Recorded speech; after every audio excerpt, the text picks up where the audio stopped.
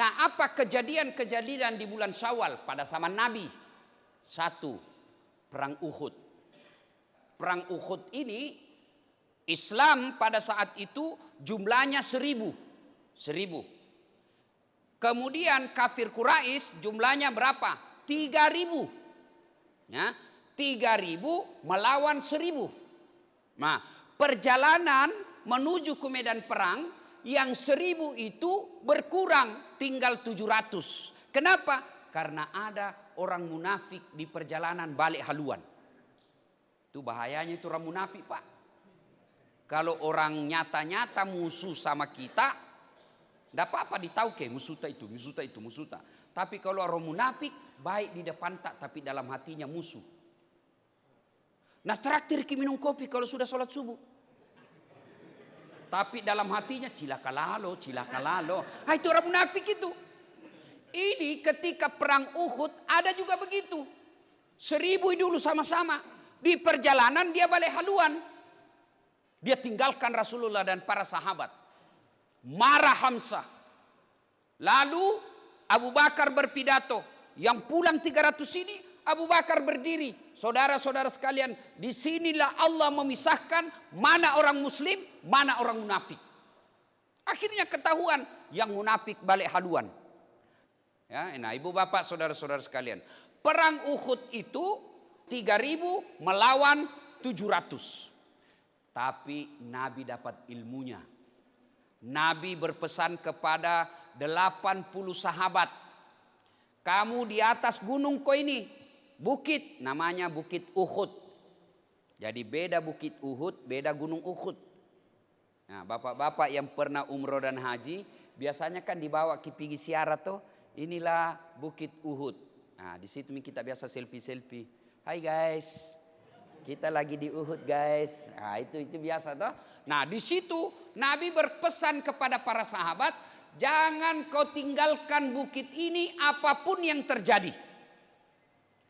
Ibaratnya kau bahasa ugi, namorut tungilangi ajak musaleyokwe. Biar ibaratnya kalau bahasa kita, biar runtuh langit, jangan kau tinggalkan ini. Kalau bahasanya anak muda lagi jatuh cinta, gunung kan kudaki, lautan ku seberangi, masjid kau lewati. Kalau ada orang suka, gunung kan kudaki, balle, hujan kau berteduh. Nah, ibu bapak saudara-saudara sekalian, Nabi berpesan, apapun yang terjadi, kondisi bagaimanapun, jangan kau tinggalkan ini kepada 80 pemanah. Akhirnya alhamdulillah, strategi perangnya Nabi, pukul mundur ini Pak kafir Quraisy yang dipimpin oleh Khalid bin Walid. Belum masuk Islam waktu itu. Nah, mundur Pak. Pasukan Quraisy kafir ini mundur. Setiap lewat Pak, tidak bisa tembus pertahanannya Islam.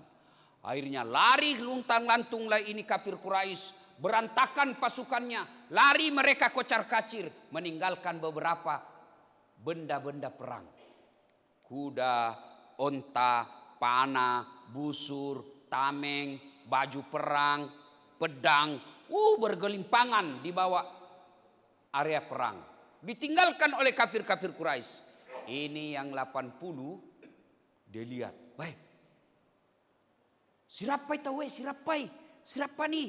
Dia bilang, "Oi, berebut nih orang ini harta ini, harta." Akhirnya yang 80 ini tergoda sebagian. Dia turun meninggalkan posisinya, dia lupakan pesan Nabi. Sebagian berkata, "Weh, jangan kau lari. Nah, ingat pesan Nabi, jangan kau turun." Lebih banyak yang turun.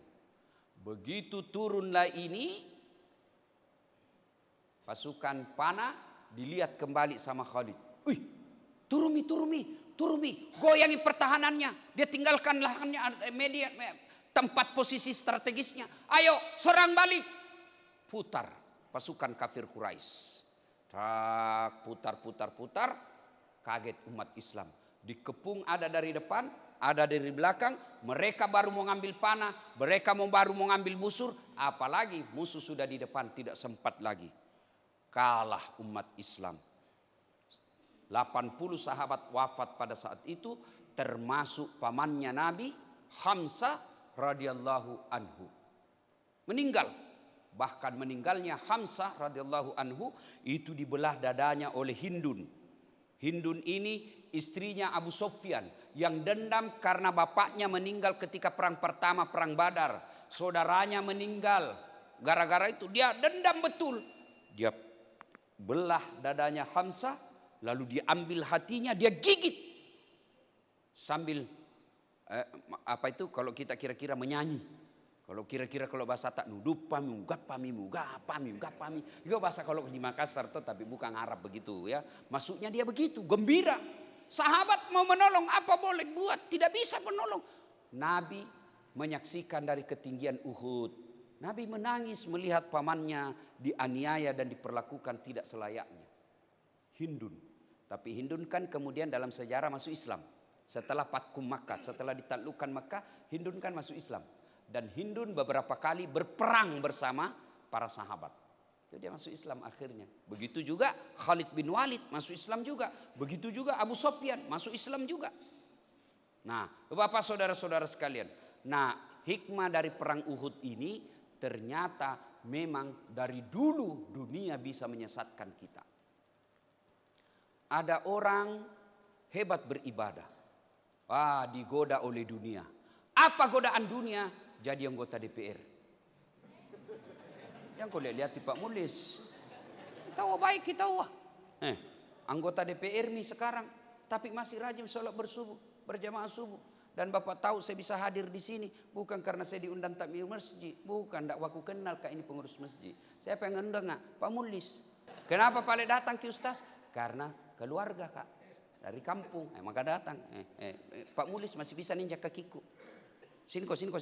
Karena keluarga. Maka itu pentingnya namanya silaturahmi. Nah, ada orang tadi rajin sekali ke masjid. Janji-janji. Kalau saya terpilih, apapun masalahmu telepon saya. Ini nomor teleponku. Begitu terpilih, ganti nomor HP-nya. Kan ada yang begitu. Bagus sebelumnya. Tapi setelah dapat kekuasaan, dapat jabatan, hilang imannya. Ada orang tadi bagus berjamaahnya, sopan santun berbicara, kena cobaan dunia, populer. Tiba-tiba langsung lebih 2 juta subscribernya. Terkenal se-Indonesia, mulai sombong.